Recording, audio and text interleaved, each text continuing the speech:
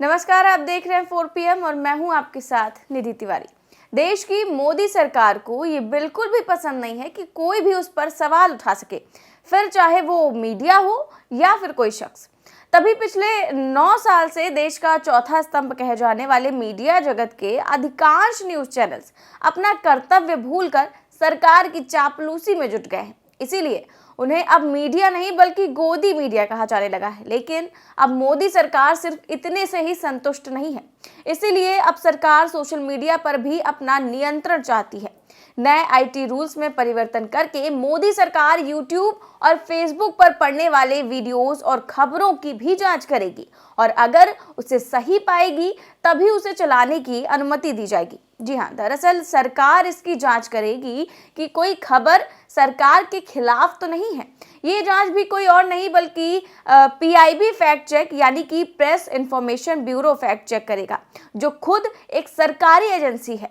यानी कि सरकार खुद ही ये फैसला करेगी कि कौन सी खबर चलेगी और कौन सी नहीं।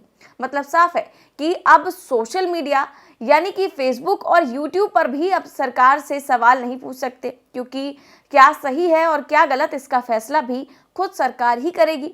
ये तो वही बात हो गई कि गुनाहों से रंगे हैं हाथ पर बेफिक्र हैं अदालत, हम ही मुनसिफ, सजा ही कौन देगा।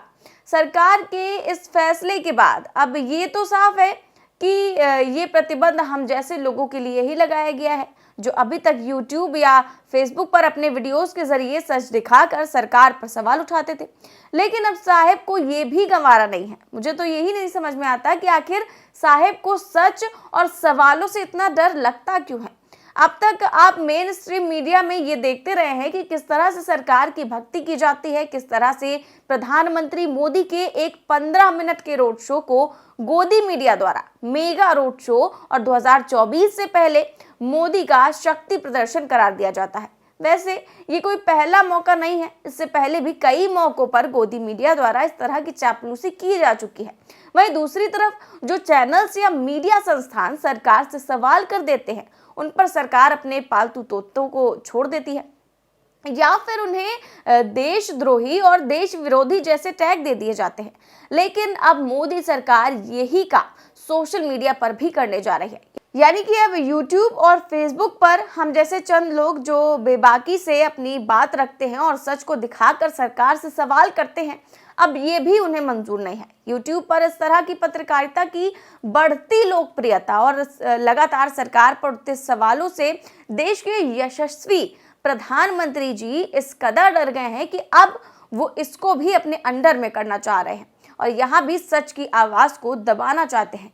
अब बात करते हैं उस एजेंसी की यानी कि PIB फैक्ट चेक की, जिसे सरकार ने किसी भी वीडियो या खबर की जांच की जिम्मेदारी दी है। तो हम आपको बता दें कि PIB सरकार के लिए ही काम करने वाली एक एजेंसी है, या इसे हम एक तौर से सरकार का प्रवक्ता भी कह सकते हैं, क्योंकि PIB हमेशा उन्हीं खबरों का फैक्ट चेक करती है जो सरकार के खिलाफ दिखाई जाती है। ऐसा बहुत कम ही देखा गया है कि PIB ने कभी सरकार या सरकार के किसी भी मंत्री या फिर भाजपा नेता के किसी बयान या किसी खबर का फैक्ट चेक किया हो। वहीं जिस PIB को खबरों को चेक करने की जिम्मेदारी दी गई है, वो खुद कई मौकों पर गलत साबित हुई है। इसका ताज़ा उदाहरण देखने को मिला जब गंगा विलास क्रूज के बारे में दरअसल ANI जो है वो कई मीडिया संस्थानों द्वारा ये खबर चलाई गई कि वाराणसी से चला गंगा विलास क्रूज बिहार के छपरा में फंस गया। लेकिन PIB फैक्ट चेक ने इस दावे को गलत बताया। हालांकि PIB का ये दावा सच नहीं है। सच ये है कि गंगा विलास क्रूज जब छपरा के डोरीगंज इलाके में पहुंचा तो वहां नदी में पानी कम था, जिसके चलते क्रूज तट तक नहीं पहुंच सका। क्रूज बीच धारा में ही रुका गया। छोटी नावों के सहारे यात्रियों को घाट पर लाया गया और उन्होंने इलाके के कुछ स्थलों के दर्शन किए। इसके अलावा ऐसा ही एक मामला तब देखने को मिला था जब 2020 में द हिंदू समेत कई मीडिया संस्थानों ने यह दावा किया था कि चीनी सैनिकों ने भारतीय सीमा में पंगोंग झील के इलाके में घुसपैठ कर ली है। लेकिन PIB ने इस दावे को झूठा बताया। हालांकि बाद में भारत के गृह मंत्रालय ने खुद झड़प की बात की पुष्टि भी की थी।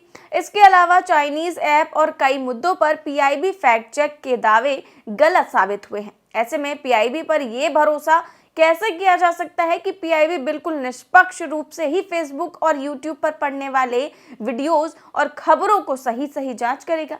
अब हम आपको ये भी बता दें कि मोदी सरकार सोशल मीडिया और यूट्यूब पर अपना नियंत्रण चाहती क्यों है। दरअसल इस साल देश के 9 राज्यों में विधानसभा चुनाव होने हैं। ऐसे में जाहिर है कि गोदी मीडिया पर इस पूरे साल सिर्फ मोदी मोदी और मोदी ही नजर आएंगे।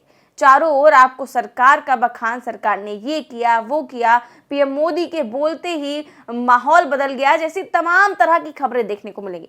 सभी न्यूज चैनल्स के प्राइम टाइम पर मोदी ही मोदी नजर आएंगे। ऐसे में संभव है कि सोशल मीडिया यानी कि यूट्यूब पर आपको चंद लोगों के द्वारा सच खबर या सरकार से सवाल पूछे जा सकते हैं। इसलिए मोदी सरकार इन पर भी अपना नियंत्रण चाहती है ताकि सरकार पर कोई भी सवाल ना उठा सके। वहीं कांग्रेस ने भी इस फैसले पर सरकार को घेरा है और उस पर मेन स्ट्रीम मीडिया की तरह सोशल मीडिया पर भी मनमानी चलाने का आरोप लगाया है। इस दौरान कांग्रेस प्रवक्ता पवन खेरा ने पीआईबी के कुछ दावों की पोल खोलते हुए कुछ उदाहरण भी पेश किए हैं। पहले जैसे मीडिया जो मेन स्ट्रीम मीडिया है उसको दबाने की चेष्टा की जाती है, लगातार की जाती है, उनके मालिकों के साथ मिलकर की जाती है। अब डिजिटल प्लेटफॉर्म्स, सोशल मीडिया, इन सब पर भी सरकार की कुदृष्टि पड़ गई। जो आईटी रूल्स का फुल फॉर्म मुझे लगता है बदल देना चाहिए, इमेज टेलरिंग रूल्स हो गए। जो संशोधन ये सरकार ला रही है आईटी रूल्स में, वो सिर्फ और सिर्फ अपनी छवि को कैसे बचाया जाए, सच से कैसे बचाया जाए, इस सरकार को देश के सामने सच कैसे छिपाया जाए, ये संशोधन इसलिए लाए जा रहे हैं।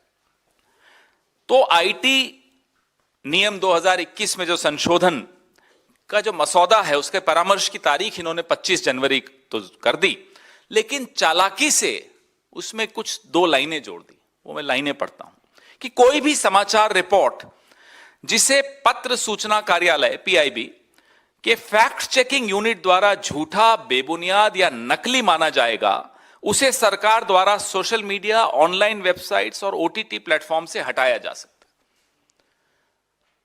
मेरा कातिल ही मेरा मुंसिफ है, क्या मेरे हक में फैसला देगा? सरकार खुद जज, खुद ज्यूरी और खुद ही पर फैसला सुनाएगी। कुछ उदाहरण हैं कि कैसे पीआईबी के फैक्ट चेकिंग यूनिट एफसीयू ने चीन में जो इनकर्जन्स चीन ने की लद्दाख में 2020 में, उसको पहले फेक न्यूज करार कर दिया। कुछ वक्त के बाद रक्षा मंत्रालय की वेबसाइट पे वो बात आ गई। राहुल गांधी जी की भारत जोड़ो यात्रा में रेलवे कर्मचारी महासंघ के लोग अपनी बात रख रहे थे कि रेलवे का निजीकरण हो रहा है। राहुल गांधी जी ने ट्वीट करके सवाल पूछा, क्या रेलवे का निजीकरण हो रहा है? फेक न्यूज लिख दिया पीआईबी ने। आप देखिए कैसे इसका मिसयूज होगा। रिपोर्टर्स कलेक्टिव, आप लोग जानते हैं, वाकिफ हैं उससे। बच्चों को आधार मैंडेटरी न हो, कंपलसरी न हो, उस पे उन्होंने कोई स्टोरी की, क्योंकि बच्चे बिना मिड डे मील के मर रहे थे, क्योंकि उनको बिना आधार के मिड डे मील नहीं मिल रहा था। उसको फेक न्यूज करार कर दिया। फिर पूछा गया उनसे कि साहब आप ये फेक न्यूज कैसे कह रहे हैं? तो बोले मंत्रालय ने कहा है ये फेक न्यूज है। आप सोचिए, सरकार का एक अंग दूसरे अंग से पूछता है और दूसरा अंग कहता नहीं ये फेक है, सरकार का ये अंग कह देता है ये फेक है, खत्म। उसके बाद नियमों में संशोधन करके बच्चों को आधार की कंपलसरी होने से अलग कर दिया श्रेणी से। लेकिन जिस जर्नलिस्ट ने, जिसने ये स्टोरी की, उसको कह दिया गया कि आप तो फेक न्यूज करते हैं। मैंने आपको 3 उदाहरण दिए। चौथा उदाहरण जोशीमठ का आपके सामने है, जब इसरो को स्पष्ट निर्देश दे दिए कि आप रिपोर्ट सार्वजनिक मत कीजिए। ये पूरी तैयारी सरकार 2024 के लिए कर रही है, क्योंकि इस साल होने वाले 9 राज्यों के चुनाव 2024 के आम चुनावों का सेमीफाइनल माने जा रहे हैं। असल लड़ाई तो 2024 की है। ऐसे में हर हाल में सत्ता पाने के लिए लालायित रहने वाले साहिब ये कतई नहीं चाहते कि किसी भी तरह से जनता तक कुछ ऐसा संदेश पहुंच सके जो उनके खिलाफ हो या यूं कहें कि सच हो। इसलिए ये पूरा खेल 2024 के लिए खेला जा रहा है, क्योंकि जिस तरह से प्रमुख मीडिया द्वारा राहुल गांधी की भारत जोड़ो यात्रा को दरकिनार किया गया है और उसके बाद भी सोशल मीडिया के जरिए इस यात्रा ने काफी सुर्खियां बटोरी और काफी हद तक कांग्रेस और राहुल गांधी की छवि में बदलाव भी आया है। ऐसे में मोदी सरकार पूरी तरह से डरी हुई है और उसको इस बात का खौफ है कि अगर इसी तरह से सोशल मीडिया स्वतंत्र रही तो 2024 में वो साहेब के लिए एक बड़ा खतरा बन सकती है। इसीलिए मोदी सरकार अभी से ही सोशल मीडिया पर पूरी तरह से नियंत्रण चाहती है, ताकि यहाँ भी सिर्फ वो चले जो सरकार चाहती है और चारों ओर साहेब और सरकार की जय जयकार हो। ऐसे में बार बार यही सवाल उठता है कि एक और सरकार के मंत्रियों द्वारा ये दावा किया जाता है कि हमने बहुत काम किए हैं, लेकिन अगर वाकई इतना काम किया गया है तो 9 साल बीत जाने के बाद भी उनकी सरकार सवालों से इतना डरती क्यों है?